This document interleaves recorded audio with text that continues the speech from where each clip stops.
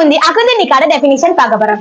அகது நிக்காக என்னன்னு சொன்னா ஒரு ஆணுக்கும் பெண்ணுக்கும் இடையில ஏற்படுற சட்டபூர்வ ஒப்பந்தம் அகது நிக்கான்னு சொல்ல முடியும். மணமாளங்கிறவ யாருன்னு சொன்னா தன் முழு விருப்பத்தோடையும் வழியில அனுமதியோடையும் திருமணம் செஞ்சு வைக்கப்படுற பெண் தான் மணமகள். ஆண்களுக்கு ஒரு குறித்த நேரத்தில் குறிப்பிட்ட விடயத்தில் மாத்திரம் போக்கஸ் பண்ணக்கூடியவர்களாக இருக்கிறாங்க. ஆனா பெண்கள் அப்படி இல்ல, ஒரு குறித்த நேரத்துல பல விடயங்களை போக்கஸ் பண்ணக்கூடியவர்களாக இருக்கிறாங்க. மூணாவது இஸ்லாமிய கோட்பாடுக்கு எந்த தம்பதியர் கட்டுப்படுறாங்களோ அவங்களோட வாழ்க்கை விவாதத்தாக பார்க்கப்படுது. இப்ப நாங்க பார்க்க போறது டியூரிங் மேரேஜ், திருமணத்தின் போது பேண வேண்டிய விடயங்கள். முதலாவது இஸ்லாமிய ஷரியா வரையறையை பேணு. இதே மாதிரி நாங்க இங்க காட்சிப்படுத்திக்கிறது என்னன்னு சொன்னா ஒரு கணவன் மனைவி கிட்ட எதிர்பார்க்கிறதையும் ஒரு மனைவி கணவன் கிட்ட எதிர்பார்க்கிறதையும் காட்சிப்படுத்திக்கிறோம். ஒர்க் டைமையும் ஃபேமிலி டைமையும் எப்படி மேனேஜ் பண்ணி போனா எப்படியான ஒரு ஹாப்பி லைஃப் கிடைக்கும் அப்படின்றத காட்டக்கூடியதா இருக்கு. திருமணம் ஒரு குடும்பத்துக்கு பாதுகாப்பா அமைது, கணவன் மனைவிக்கும் மனைவி கணவனுக்கும் பாதுகாப்பா அமைது. மேலும் அதுல திருமணம் எப்படின்னு, அதுக்கப்புறம் பேரண்டிங் எப்படின்னு, புள்ள எப்படி உருவாகுது, அதுக்கப்புறம் அந்த வீடு அந்த ஒரு இஸ்லாமிய ஒரு அமைப்பை உருவாக்கத்துக்குரிய வீடு எப்படி அமையுது, அடுத்தது கடைசியாக ஆசிரியர்கள் அவர்கள் அதாவது உஸ்தாத்மார்கள் இதற்கு பூர்ணமாக இதனை திட்டமிட்டார்கள். அதாவது சத்தியத்துக்கு மிக நெருக்கமாகத்தான் பிறக்குது. அந்த குழந்தைற டேலண்ட், அந்த குழந்தைற ஆளுமையை விருத்தி செய்யறது முதலாவது அந்த குழந்தைற பேரண்ட்ஸ், அந்த குழந்தைற ஒவ்வொரு தாயும் தந்தையும். இரண்டாவது அந்த பார்க்க போற நினைச்சுன்னா நடைமுறை வாழ்வுல 4 வகையான பேரண்டிங் முறை: authoritarian, permissive, uninvolved, authoritative. Authoritarian தான் என்ன? இந்த குழந்தை ஒரு கோலை போக்கஸ் பண்ணுது, அது ஒரு தீய கோலா இருக்குது, வாங்கண்ட வராது, அந்த புள்ள யார் சடத்தையும் கட்டுப்படாது. இந்த குழந்தை பிரியறதுனால இந்த குழந்தை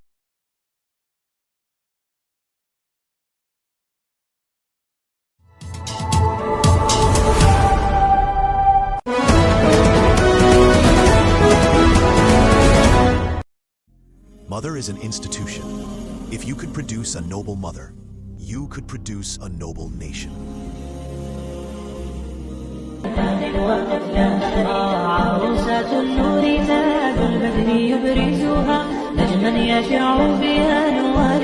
Aisha College of Higher Education for Motherhood Development. Towards 25 years of excellence. அதன் பின்னர் இந்த ஆரம்ப ஜனவரி மாதம் முதற்கொண்டு இதற்கான ஆரம்ப கட்ட வேலைகளை செய்தோம். இதன்படி மார்ச் மாதத்திலே மீண்டும் போர்டுடன் கதைத்து இது சம்பந்தமான முழுமையான விளக்கத்தை கொடுத்து இதை எவ்வாறு செய்வது என்பதை நாங்கள் அவர்களை தெளிவுபடுத்தினோம். இதற்கு பொறுப்பாக எமது மதஹூடுக்கு பொறுப்பாக இருக்கின்ற சமீரா மேடம் அவர்களை நியமித்து அவர்களுடன் இந்த செயற்பாடுகளை மேற்கொள்வதற்காக எமது ஒஸ்தாதில் ஒருவரான ஹுஸ்னி ஒஸ்தாத் அவர்கள் இந்த செயற்பாடுகளுக்காக பொறுப்பாகவும் இதனை கொடுத்து நாங்கள் செய்தோம். நோன்பு விடுமுறைக்கு முன்னர் இவர்களுக்கான இதற்கான தொனிகளை அமைக்கின்ற தீம்ஸை அமைக்கின்ற இதற்கான மிஷனரை அமைக்கின்ற அந்த செயற்பாடுகளை நாங்கள் செய்திருந்தோம். நோன்பு விடுமுறையின் பின்னர் மாணவர்கள் முழுமையாக இதில் இறங்கி அவர்கள் இந்த அருள்மிகு குடும்பம் இனிமையான இல்லம் என்ற அந்த அமைப்பில் தேவையான 5 பிரிவுகளாக பிரிக்கப்பட்டு தேவையான வளவாளர்களை வெளியிலிருந்து கொண்டு வந்து அவர்களிடமிருந்து ஆலோசனைகளை பெற்று அதன் மூலமாக இந்த உருவாக்கியதுதான் இந்த கண்காட்சி.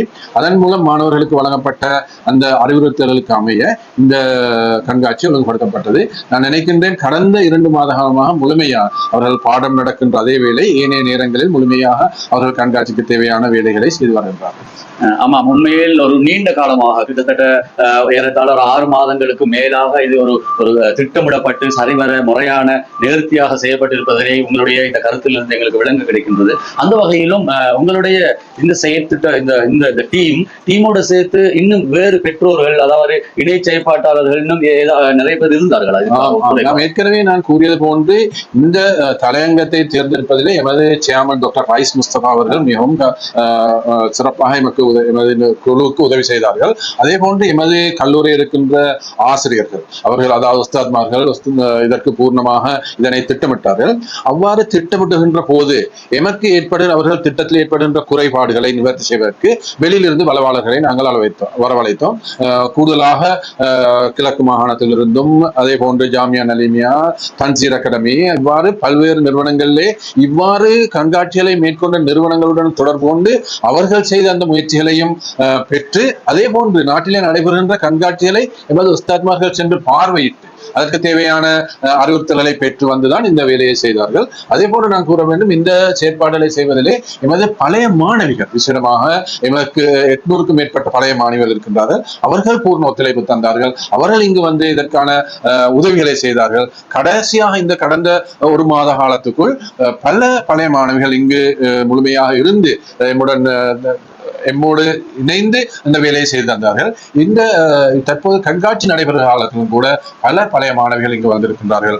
இவர்கள் மாத்திரமல்ல, எமது பிரதேசத்தை சேர்ந்த நலன் விரும்பிகள், விசேடமாக இலங்கை ஜமாத் இஸ்லாமியின் அங்கத்தவர்கள், அவர்கள் தன்னிச்சையாக வந்து எமக்கு ஒத்துழைப்பு தருகின்றார்கள். அவர்கள் ட்ரைனிஸாக இப்போது கூட வேலை செய்து கொண்டிருக்கின்றார்கள். இவ்வாறு பலரது உதவியை பெற்றுதான் இந்த நிலைக்கு கொண்டு வரக்கூடியதாக இருந்தது. இதில் இந்த அருள்மிகு குடும்பம் இன்மையான இல்லம் என்ற வகையிலே ஏறத்தாழ 8 பிரிவுகளை நான் பிரித்திருப்பதாக கூறினேன்.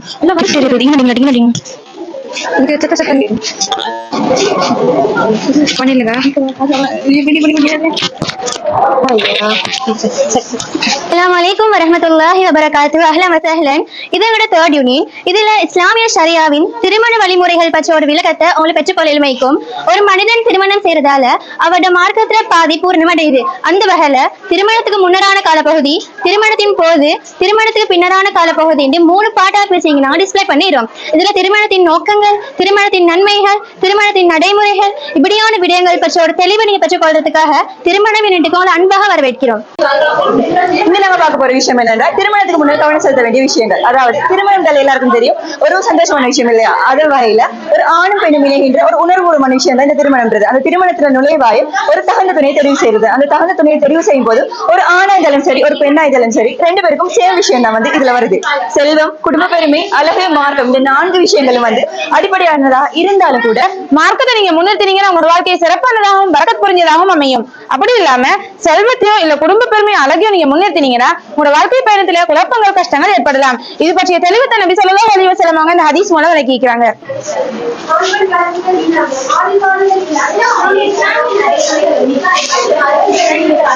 அந்த வகையில இஸ்லாமிய நடைமுறையில நிக்கா வந்து எவ்வாறு அமையணும் ஒரு புத்தகத்துல ஷேப்புக்கு செஞ்சீங்க. அதுக்கு முந்தி அகது நிக்காட டெபினிஷன் பார்க்க போறோம். அகது நிக்கா என்னன்னு சொன்னா வந்து ஒரு ஆணுக்கும் பெண்ணுக்கும் இடையில ஏற்படுற சட்டபூர்வ ஒப்பந்தம் வந்து அகது நிக்கான்னு சொல்ல முடியும். அதுல முதலாவது நிபந்தனை வந்து வலியங்கிறது. வலியங்கிறது பொதுவா வந்து பாதுகாவலன்னு சொல்ல முடியும். இங்க வந்து வலிய நிக்காவ வரக்கூடியவர் யாருன்னு சொன்னா வந்து மணமகள் சார்பா நின்று அந்த நிக்காவை வந்து நடத்தி வைக்கிறதுக்கு அதிகாரம் உள்ள ஆண் பாதுகாவலர் வந்து வலியா வர முடியும். அடுத்ததா வந்து ஈஜாப் கபூல். ஈஜாப் கபூல்ங்கிறது மணமானும் வலியும் செய்யற ஒப்பந்தம் வந்து ஈஜாப் கபூல்னு சொல்ல முடியும். அடுத்தது சாட்சி. லா நிக்காவும் இல்லா ஷாஹிதுன். அதற்கேற்றவாறு சாட்சி இல்லைன்னு சொன்னா அந்த நிக்காவே வந்து இடம்பெற கருத முடியாது. அதுதான் மஹர். மஹர்ங்கிறது மணமகன் மணமகளுக்கு கொடுக்க வேண்டிய கட்டாய பரிசுன்னு சொல்ல முடியும். இது சூரத்து நிசாவுல சொல்லப்படுது. நீங்க உங்களோட பெண்களுக்குரிய மகரை வந்து சந்தோஷமா கொடுங்கன்னு சொல்லப்பட்டீங்க. அடுத்ததான் வந்து மணமகனுங்கிறவர் யாரு? மணமகனுங்கிறவர் யாருன்னு சொன்னா தந்த விருப்பத்தோட மனைவிக்கும் எதிர்கால குடும்பத்துக்குமான நஃபக்காங்கிற குடும்ப செலவை பொறுப்பெடுக்கிற நபர் தான் வந்து மணமகன்னு சொல்ல முடியும். அடுத்தது மணமகளுங்கிறவர் யாரு? மணமகளுங்கிறவர் யாருன்னு சொன்னா வந்து தந்த முழு விருப்பத்தோடையும் வலிட அனுமதியோடையும் திருமணம் செஞ்சு வைக்கப்படுற பெண் தான் வந்து மணமகள். இந்த வகையில வந்து புதிதாக திருமண வாழ்க்கைக்குள்ள நுழையிற தம்பதிகளை பார்த்து ஓர துவா தான் இந்த துவா. பாரக்கல்லாஹு லக வ பாரக அலைக வ ஜமா பைனகுமா ஃபீ கைர். திருமண பந்தத்துல நுழைகிற ஆணும் பெண்ணும் திருப்தியான வெற்றியான வாழ்க்கையை வாழும் சொன்னா அவங்களுக்கு இடையான புரிதல் கட்டாயமாக இருக்க வேண்டும். புரிதல் என்ற வகையில உடல் உள்ள ரீதியான வேறுபாட்டை அவங்க 2 பேருமே விளங்கி இருக்க வேண்டும். முதலாவதாக உடல் ரீதியான வேறுபாட்டை எடுத்துக்கொண்டா ஆண்களுக்கு 45% தசை தொகுதியும் பெண்களுக்கு 36% தசை தொகுதியும் காணப்படுகிறது. இன்னொரு உதாரணம், ஆண்களுக்கு 15% எலும்பு தொகுதியும் பெண்களுக்கு 12% எலும்பு தொகுதியும் காணப்படுகிறது. இன்னும் சில உதாரணங்கள் இங்கே காணப்பட்டுள்ளது. அடுத்ததாக உள ரீதியான வேறுபாட்டை எடுத்துக்கொள்வோம். உள ரீதியான வேறுபாட்டை எடுத்துக்கொண்டா ஆண்களுக்கு ஒரு குறித்த நேரத்தில் குறிப்பிட்ட விடயத்தில் மாத்திரம் போக்கஸ் பண்ணக்கூடியவர்களாக இருக்கிறாங்க. ஆனா பெண்கள் அப்படி இல்லை. ஒரு குறித்த நேரத்துல பல விடயங்களை போக்கஸ் பண்ணக்கூடியவர்களாக இருக்கிறாங்க. ஆண்கள் உணர்ச்சியை குறைவாகவும் பெண்கள் உணர்ச்சியை கூடுதலாக வெளிப்படுத்தக்கூடியவர்களாக இருக்கிறாங்க. ஏதாவது ஒரு சந்தர்ப்பத்தில ஆண்கள் பயன்படுத்துற சொற்பிரயோகம் குறைவாகவும் பெண்கள் பயன்படுத்துற சொற்பிரயோகம் கூடுதலாகவும் காணப்படுகிறது. அதாவது உடல் உள்ள ரீதியான வேறுபாடு அவங்களோட வாழ்க்கையிலையும் பிரதிபலிக்கிறதுக்கான உதாரணம் தான் இந்த. ஏதாவது ஒரு சந்தர்ப்பத்துல ஆண்கள் கூறுவாங்க மௌனமா இருந்தா எல்லாம் சரியாகிடும் என்று. ஆனா பெண்கள் அப்படி இல்லை. அழுது கொண்டு தன்னைத்தானே மறந்து முடிவெடுக்க யோசிப்பாங்க. இதற்கெல்லாம் பொதுவான கருத்து தான் நான் இங்கே கூறியது போல ஆண்கள் உணர்ச்சியை குறைவாகவும் பெண்கள் உணர்ச்சியை கூடுதலாகவும் வெளிப்படுத்துறாங்க. இவ்வாறு ஒருத்தர் புரிஞ்சு நடந்து கொண்டா பல பிரச்சனைகளை குறைச்சு கொள்ளக்கூடியதாக இருக்கிறது. இன்னும் சில உதாரணங்கள் இங்கே தரப்பட்டிருக்கிறது, வேணுமாயின் பார்த்துக் கொள்ளலாம். திருமண வாழ்க்கையில என்டர் ஆகிறதுக்கு முன்னுக்கு திருமணத்தின நோக்கத்தை பற்றி அறிந்திருந்த அந்த திருமண வாழ்க்கை வந்து அருள் பெற்றதாக அமையும். அந்த வகையில நாங்க இதுல பார்க்க போறது திருமணத்தின் நோக்கங்கள். இது 4 விதமா டிவைட் பண்ணி நோக்க இயலும். அதுல ஃபர்ஸ்ட் ஒன் மார்க்கத்தை பாதுகாத்தல், ஹிஃப்லுத் தீன். அதுல முதலாவது ஈமானை பூரணப்படுத்தல். நபி ஸல்லல்லாஹு அலைஹி வஸல்லம் அவங்க என்ன சொல்லிக்கிறாங்கன்னா, எவர் திருமணம் முடிக்கிறாரோ அவர் ஈமானின் அரைவாசியை பூரணப்படுத்த பூரணப்படுத்தி விட்டார்னு சொல்லிக்கிறாங்க. மிகுதியை பூரணப்படுத்துவதற்காக அல்லாஹ்வை அஞ்சட்டும் என்று சொன்னாங்க. அடுத்த விஷயம் நபி ஸல்லல்லாஹு அலைஹி வஸல்லம் கூட சொன்னா. மூணாவது வந்து இஸ்லாமிய கோட்பாடுக்கு எந்த தம்பதியர் வந்து கட்டுப்படுறாங்களோ அவங்களோட வாழ்க்கை வந்து ஒரு இபாதத்தாக பார்க்கப்படுது. ரெண்டாவது வந்து எங்களோட பரம்பரை வந்து பாதுகாக்கப்படுதான். அதுல முதலாவது விஷயம் தான் வந்து குடும்ப அமைப்பு, ரெண்டாவது குழந்தைகள் மற்றும் பரம்பரை, மூணாவது வந்து சமூக ஒற்றுமை. அடுத்த மூணாவது ஒரு விடயமா நாங்க பார்க்கிறோம் எங்களோட உயிர் வந்து பாதுகாக்கப்படுது. அதுல மிக முக்கியமா சொல்ல வர விஷயம் வந்து எங்களுக்குள்ள நட்பண்பு வந்து வளருதான். ரெண்டாவது விஷயம் தான் வந்து மன அமைதி அடைறாங்க. ரோம்ல 21வது வசனத்துல அல்லாஹ் தஆலா என்ன சொல்றாங்கன்னா, உங்கள் மனைவிகளை உங்களுக்காக உங்களிடமிருந்து படைத்தோம். எதனாலன்னு சொன்னா மன அமைதி பெறுவதற்காக அப்படின்னு சொல்லி. மூணாவது ஒரு விஷயம் வந்து எந்த சோதனைகளும் போது ரெண்டு பேரும் சேர்ந்து இருந்தாங்கன்னு சொன்னா அவங்களுக்குள்ள ஒரு உள்ளாந்த நெருக்கம் ஒன்று ஏற்படுதான். நாலாவது விஷயம் தான் வந்து எங்களோட மானம் வந்து பாதுகாக்கப்படுது. அதுல முதலாவது விஷயம் வந்து எங்களோட கற்பு வந்து பாதுகாக்கப்படுது. அதாவது ஹராமான உறவுகள்ல இருந்து தவிர்த்து ஹலாலான முறையில் எங்களோட தேவைகளை நிவர்த்தி செய்யறதுக்காக வேண்டியும். அடுத்த ஒரு விஷயம் தான் வந்து எங்களோட அன்பை வந்து வெளிப்படுத்துறதுக்காக வேண்டியும். மூணாவது ஒரு விஷயம் தான் வந்து நியாயம் மற்றும் சமத்துவம். இது இவ்வளவு விஷயத்தையும் உள்ளடக்கிய ஒரு அழகான வாழ்க்கை முறை தான் வந்து திருமணம் ஆகும். இவ்வளவு நேரம் பார்த்தது ப்ரீ மேரிட்டல், திருமணத்துக்கு முன்னரான வாழ்க்கையில கவனம் செலுத்த வேண்டிய விடயங்கள். இப்ப நாங்க பார்க்க போறது டியூரிங் மேரேஜ், திருமணத்தின் போது பேண வேண்டிய விடயங்கள். முதலாவது இஸ்லாமிய ஷரியா வரையறையை பேணல். ஒரு திருமணம் எளிமையான முறையில நடைபெறுறது, ஆண் பெண் கலப்புகள் இல்லாம, ஆடல் பாடல்கள் இல்லாம இஸ்லாமிய ஷரியாவுக்கு உட்பட்டதாக நடக்கணும். அடுத்த விடயம் ஏழைகள் புறக்கணிக்கப்படாமை. நபி ஸல்லல்லாஹு அலைஹி வஸல்லம் சொல்லிக்காங்க, ஒரு திருமண விருந்துல மிக மோசமான திருமண விருந்து இருந்தா ஏழைகள் புறக்கணிக்கப்பட்டு பணக்காரர்கள் மாத்திரம் அழைக்கப்படுறது. அடுத்த விடயம் இஸ்லாத்தில் அனுமதிக்கப்படாத சம்பிரதாயங்கள். Mehndi night, bride to be, invitation ceremony, மரவ, ஹெல்தி ஃபங்க்ஷன் இது போடுறது. மெஹந்தி போடுறது ஒரு சுன்னத்தான விடயம். ஆனா அது இஸ்லாமிய வரையறைக்கு உட்பட்டதாக இருக்குதா, இல்லாட்டி நாங்க அது ஒரு பெரிய ஃபங்க்ஷனா செய்யறோமா, அந்த இடத்துல ஆண் பெண் கலப்பு வருதா, அப்படியான விஷயத்தை கவனத்தில் கொண்டு இதை தவிர்க்கணும். அடுத்தது வந்து மரவ. மரவில வந்து கட்டாயமாக இப்படியான வீண்விரயங்கள் தவிர்க்கப்படும். வேண்டாம், வீண்விரயம் அப்படிங்கிறது ஷைத்தானுக்குரிய பண்புல ஒன்றாகத்தான் காணப்படுது. அல்லாஹ் அல் குர்ஆனிலும் சொல்றான், நிச்சயமாக வீண்விரயம் செய்யாதுங்க, வீண்விரயம் செய்யறவங்க ஷைத்தாண்ட சகோதரர்கள் அப்படின்னு சொல்லி அல்லாஹ் கூறுறான். அடுத்த நான் காட்டுறது ஒரு மணப்பெண் அலங்காரம். இந்த நவீன சமூகத்துல திருமணம் அப்படின்னாலே பரவலா காணப்படுறதுதான் இப்படியான மணப்பெண் அலங்காரம். ஒரு பெண் தன்னை எந்த சூழல்ல அலங்கரிச்சு கொள்ளலாம், அதுல காணப்பட வேண்டிய விடயங்கள், தவிர்க்கப்பட வேண்டிய விடயங்களை தான் அல் குர்ஆன் சுன்னாவை ஆதாரமாக கொண்டு இங்க போட்டிருக்கோம். முதலாவது உடல் ஆரோக்கியத்துக்கு உகந்த பொருட்களை பயன்படுத்தி தன்னை அலங்கரிக்கிறது, ஹலாலான அழகு சார்ந்த பொருட்களை பயன்படுத்து. தவிர்க்க வேண்டியதுல பெண்கள் தங்களோட கூந்தல்களை ஒட்டகத்தின் திமில்கள் மாதிரி உயர்த்தி கட்டக்கூடாது. ஏண்டா இப்படியான பெண்களை நபி அவங்க சவித்துள்ளாங்க. இப்படியான பெண்கள் சுவனம் நுழையவும் மாட்டாங்க, சுவனத்தின் வாடகை கூட நுகர மாட்டாங்க. அடுத்தது இறைவன் வந்து இயற்கையிலே எங்களுக்கு ஒரு அழகான தோற்றத்தை தந்திருக்கான். அந்த தோற்றத்தை மாற்றக்கூடிய வகையில எங்களோட அலங்காரங்கள் அமையக்கூடாது. இந்த விடயத்தை தான் நாங்க இங்க காட்சிப்படுத்திட்டோம்.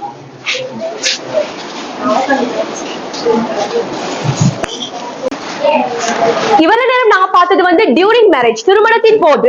இப்ப நாங்க பார்க்க போறது போஸ்ட் மேரிட்டல், திருமணத்துக்கு பின்னரான இதை பார்க்க போறோம். ஒரு திருமண வாழ்க்கையில வந்து சோசியல் மீடியா, மூன்றாம் நபர் தலையீடு, நிதி சிக்கல், இப்படியான விடயங்களால ஒரு திருமண வாழ்க்கையில பிரச்சனைகள் வரலாம். ஆனா ஒரு கணவனும் மனைவியும் சேர்ந்து இது ஒழுங்கான முறையில மேனேஜ் பண்ணாங்கன்னு சொன்னா ஒரு அழகான ஃபேமிலியை வந்து ரன் பண்ணணுமா இருக்கும். அதே மாதிரி நாங்க இங்க காட்சிப்படுத்திக்கிறது என்னன்னு சொன்னா, ஒரு கணவன் மனைவி கிட்ட எதிர்பார்க்கிறதையும் ஒரு மனைவி கணவன் கிட்ட எதிர்பார்க்கிறதையும் காட்சிப்படுத்திக்கிறோம். உண்மையிலேயே ஒரு கணவன் வந்து மனைவி கிட்ட எதிர்பார்க்கிறது அவங்களோட தேவைகளுக்கும் உணர்வுகளுக்கும் மதிப்பளிக்கிறது. அதே மாதிரிதான் ஒரு மனைவிக்கும். இந்த ஃப்ரேம்ஸ்க்கு பின்னுக்கால நாங்க கொஞ்சம் கோட்ஸ் வச்சுக்கிறோம், அதையும் பார்க்கிறோம்.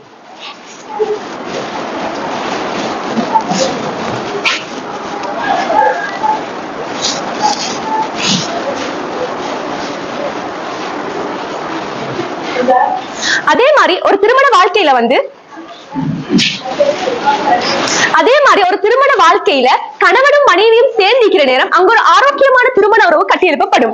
உதாரணத்துக்கு இபாதத்துகளை ஈடுபட்ட நேரமாய் கேளும், மனைவி சமைக்கிற நேரம் கணவன் உதவி செய்யறதை கேளும், கணவன் தேவைகள்ல மனைவி பங்கெடுக்கிறதை கேளும், நீண்ட நேர உரையாடல், இப்படியான சந்தர்ப்பங்களை கணவனும் மனைவியும் உருவாக்கி கொள்ளும் போது அங்க ஒரு ஆரோக்கியமான திருமண உறவு கட்டியெழுப்பப்படும். நாங்க இங்க கொடுக்க போற கன்செப்ட் என்னன்னு சொன்னா, சீதனத்தை பத்தி கொடுத்திக்கிறோம். அந்த இதுல வந்து நாங்க வெளியே வந்து ஆடம்பரமான பிக்சர்ஸை வந்து காட்சிப்படுத்திக்கிறோம். முதுகெலும்புள்ள எந்த ஆணும் வந்து அவங்களோட விழா எலும்புக்கு வந்து விலை பேச மாட்டாங்க. இந்த சீதனத்தை கொடுக்கறதுக்கு கஷ்டப்படுற ஒரு ஆள் இருக்கிறாரு, அவர் தான் தந்தை. அவரது கஷ்டத்தை வந்து இதுகளுக்கு பாக்கிடு.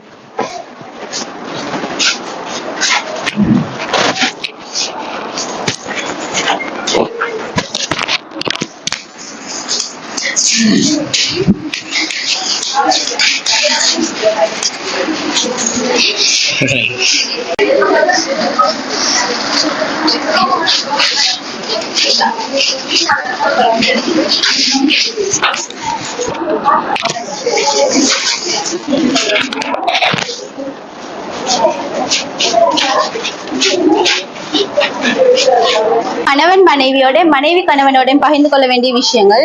திருமணத்துக்கு பிறகு கணவன் மனைவியோட வாழ்க்கை சந்தோஷமா இருக்கணும் அப்படின்னா கணவன் மனைவியோட எதிர்பார்ப்புகள் நிறைவேற்றப்படணும். கணவன் மனைவி 2 பேரும் ஜாப் செய்யறவங்க அவங்களுக்குள்ள ஒரு டைமும் ஒதுக்கி கொள்ளணும். இது ஒர்க் டைமையும் ஃபேமிலி டைமையும் எப்படி மேனேஜ் பண்ணி போனா எப்படியான ஒரு ஹாப்பி லைஃப் கிடைக்கும் அப்படின்றத காட்டக்கூடியதா இருக்கு. திருமணம் ஒரு குடும்பத்துக்கு பாதுகாப்பா அமைது. கணவன் மனைவிக்கும் மனைவி கணவனுக்கும் பாதுகாப்பா அமைது. அல்லாஹ் குர்ஆன்ல சொல்ற ஹுன்ன லிபாசலக்கும் வாந்தும் லிபாசலா ஹுன்ன. கணவன் மனைவிக்கு ஆடையாவும் மனைவி கணவனுக்கு ஆடையாவும் இருக்கிறேன்னு சொல்லி ஒருத்தருக்கு எப்படி ஆடை முக்கியமோ அது மாதிரி பாதுகாப்புன்றது மிக முக்கியமான ஒரு விஷயமா காணப்படுது. அது மாதிரி திருமணம் எங்களோட கற்பை பாதுகாக்குது, பொருளாதார ரீதியா எங்களுக்கு பாதுகாப்பு கிடைக்குது, சமூகத்தை ஏற்பட்ட சவால்கள் இருந்து பாதுகாப்பு கிடைக்கக்கூடியதா இருக்குது. ஜஸாக்கல்லாஹ்.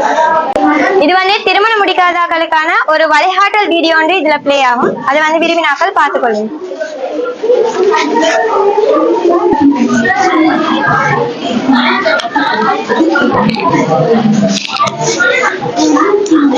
பின்னர் அதுவே அவர்கள் போர் செய்து அறிய மாட்டீர்கள் எமக்கு பார்க்கிறான்.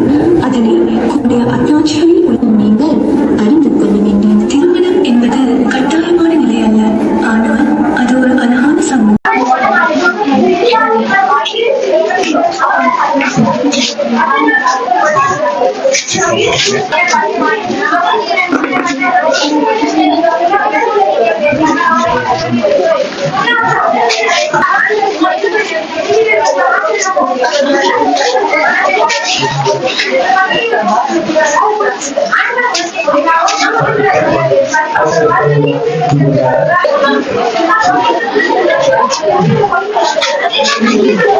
ஆக்சுவலி இந்த கண்காட்சிக்கு வந்த நேரம் அதுல 6 தலைப்புகள்ல இந்த கண்காட்சி அழகான முறையில் ஒழுங்குபடுத்தப்பட்டிருந்துச்சு. அதுல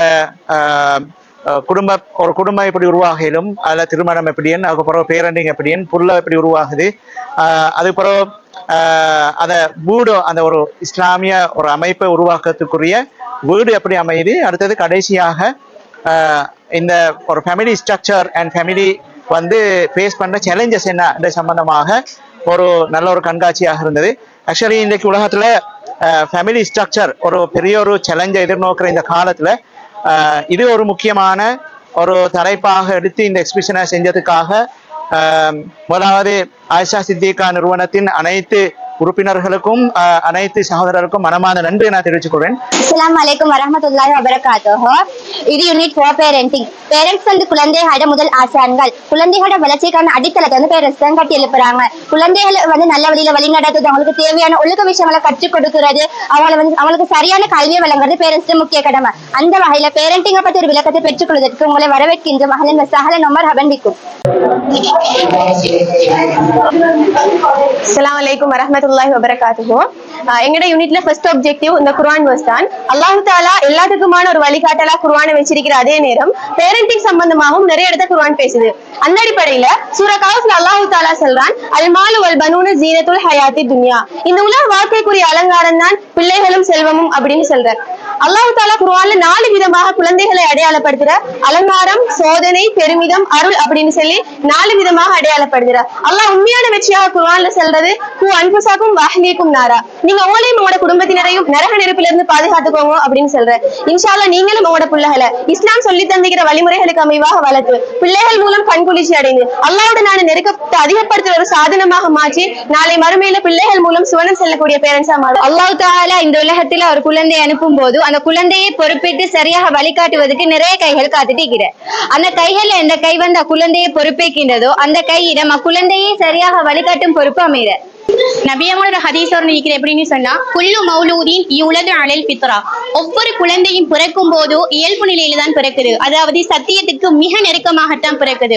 அந்த குழந்தையோட டேலண்ட், அந்த குழந்தையோட ஆளுமையை விருத்தி செய்யறது முதலாவது அந்த குழந்தையோட பேரண்ட்ஸ், அந்த குழந்தையோட ஒவ்வொரு தாயும் தந்தையும். இரண்டாவது அந்த குழந்தை வாழ்ற சூழல். மூணாவது அந்த குழந்தையினுள் புகுத்தப்பட விடயங்கள். சோ பொறுப்பேற்கிற ஒவ்வொரு கையும், பொறுப்பேற்கிற ஒவ்வொரு தாயும் தந்தையும் தண்ட பிள்ளையை நல்ல முறையில வளர்த்து நாளை மறுமையில தங்கட பிள்ளைகள் மூலமாக கண்குளிர்ச்சி அடைந்து அல்லாஹ்விடத்தில உயர்ந்த தரஜாத்களை பெற்றுக்கொள்ளக்கூடியவங்களா இருப்போம். ஹதீஸை தொடர்ந்து இங்க நாங்க காட்ட பாக்குறது அல் குர்ஆன்ல குறிப்பிடப்பட்ட ஒரு பேரண்டிங் மாடல். இது யாரு அப்படின்னு பார்த்தோம்னா சொன்னா அல் குர்ஆன்ல சூரா லுக்மான்ல 16வது வெர்ஸ்ல ஸ்டார்ட் ஆகிற லுக்மான் அலைஹிஸ்ஸலாம் தன் மகனுக்கு கூறின உபதேசங்களை தான் காட்சிப்படுத்துறீங்க.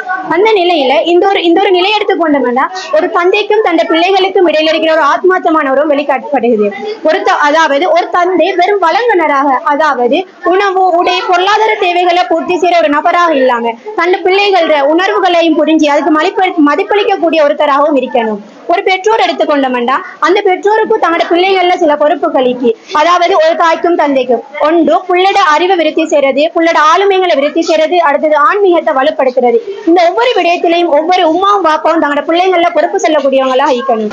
அடுத்த விஷயம் என்னன்னா, இதே லுக்மான் அலைஹிஸ்ஸலாம் என்ன செய்யறாருன்னா, லுக்மான் அலைஹிஸ்ஸலாம் வந்து அல்லாஹ்வால ஞானம் வழங்கப்பட்ட ஒரு ஆள். அந்த வகையில வந்து அவருடைய ஞானத்தை கெட்டின வகையில 8 உபதேசங்களை தன் மகனுக்கு ஐடென்டிஃபை பண்ணி காட்டுறாரு. அதுல முதலாவது சொல்றாரு, மகனே எந்த ஒரு சந்தர்ப்பத்திலையும் நீங்க அல்லாஹ்க்கு இணை வைக்க வேணாம் அப்படின்னு சொல்றாரு. ரெண்டாவது விஷயம் நாங்க பாக்குறோம் என்னன்னா, உங்களோட பேரண்ட்ஸ் உங்களை எவ்வளவு கஷ்டப்பட்டு வளர்த்தாங்க, அந்த பேரண்ட்ஸோட நீங்க நல்ல முறையில நடந்துக்கோங்க அப்படின்னு சொல்றாரு. மூணாவது சொல்றாரு, மகனே நீங்க சின்ன ஒரு நன்மை செஞ்சாலும் அல்ல அதை கொண்டு வரக்கூடியவன், சின்ன ஒரு தீமை செஞ்சாலும் அதை மறுமையில அல்ல கொண்டு வரக்கூடியவன் நினைக்கிறான் அப்படின்னு சொல்றாரு. அதோட சொல்றாரு, மகனே நீங்க எந்த ஒரு சந்தர்ப்பத்திலையும் தொழுகை விடவான. அதோட கடைசியா சொல்றாரு எப்படின்னா, மகனே இந்த பூமியில நடக்கிற காலம் எல்லாம் நீங்க என்ன செய்யுங்க, எல்லாரோடையும் பேச போக்கல பணிவா பேசுங்க, எந்த ஒரு சந்தர்ப்பத்திலையும் வந்து சத்தமாவோ இல்லாட்டி பொலைட் இல்லாம நீங்க பேச வேணும் அப்படின்னு சொல்றாரு. அதோட சொல்றாரு, நீங்க எவ்வளவு கஷ்டம் வந்தாலும் பொறுமையீங்க. அதோட சொல்றாரு, நன்மை தீமை தடுக்கிறதோட எவ்வளவு பெரிய இடத்துக்கு போனாலும் பெருமை உங்களோட வாழ்க்கையில வந்து எடுத்துக்கொள்ள வேணும். எனவே இந்த 8 விஷயங்களை நாங்களும் எங்களோட வாழ்க்கையில கடைபிடிச்சு எங்களோட பிள்ளைகளுக்கு அழகான முறையில் செல்ல கொடுக்குறாங்களே. இப்ப நாங்க பார்க்க போற என்னன்னா, நடைமுறை வாழ்வுல 4 வகையான பேரண்டிங் முறை: authoritarian, permissive, uninvolved, authoritative. Authoritarian தான் என்ன? அத்தாரிட்டேரியன் தான் என்னன்னு சொன்னா அதிக கட்டுப்பாடு. தாண்ட புள்ள தாண்ட நினைச்ச முப்பது தான் நிக்கணும், தாண்ட அதிகத்துக்கு இல்லிக்கணும் அப்படின்னு அடக்கி முடக்கி சுதந்திரம் இல்லாம வச்சிருந்த இந்த முறை. இந்த முறை புரியறதுனால அந்த குழந்தைக்கு என்ன பாதிப்புச்சுன்னா அதிகமான மன அழுத்தம் உள்ள குழந்தையா மாறுது. ஒரு விஷயத்தை விளங்கி கொள்றது அளவு குறைவா இருக்குது. இப்ப ஃபார் எக்ஸாம்பிளுக்கு நாங்க ஒரு எக்ஸாம்பிள் எடுக்கிறோம். ஒரு புள்ள போய் தும்மா கிட்ட செல்லுது, அம்மா நான் இப்படித்தான் நிக்கணும், நான் இதை செய்யணுமா, எனக்கு இது வேணுமா அப்படின்னு கேட்டா, இல்ல நீங்க இதை செய்யக்கூடாது, நீங்க இப்படி இருக்க கூடாது அப்படின்னு சொல்லி தாண்ட மேல புள்ளிட மேல ஆதிக்கத்தை செலுத்தி அடக்கொடக்க முறையா வச்சிருக்கான் இந்த முறை.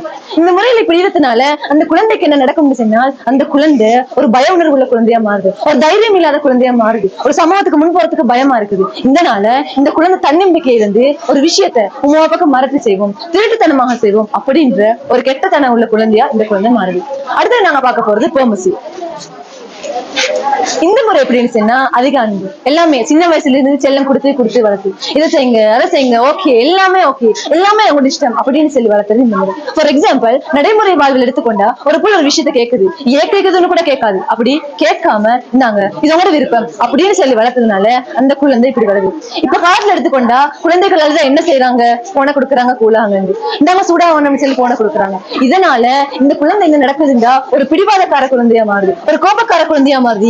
நம்ம கோபப்பட்டா பிடிவாப்பட்டா எனக்கு தருவாங்க. இதனால இந்த குழந்தை ஒரு கோலை போக்கஸ் பண்ணுது, அது ஒரு தீய கோலா இருக்குது, வாங்கண்டா வராது, அந்த புள்ள யார் சடத்துக்கும் கட்டுப்படாது. இதனால இந்த குழந்தை பிடிக்கிறதுனால இந்த குழந்தையுடைய வாழ்வு ஃபியூச்சர் லைஃப் அப்படின்னா ஒரு கொஸ்டின் மார்க்கா மாறுது. என்ன சரி ஏது சரி ஒன்றுமே தெரியாத ஒரு பொறுப்புணர்ச்சி அற்ற குழந்தையா இந்த குழந்தை மாறுது. இதனால இந்த குழந்தை பிடிக்கிறதுனால அந்த குழந்தை யாரையும் கவனிக்காதனால யாரையும் கவனிக்காதனால அந்த குழந்தை ட்ரக்ஸ் ஆகிக்கட்டும், சோசியல் மீடியா டக்குன்னு எடிக்ட் ஆகிற குழந்தையா இந்த குழந்தை.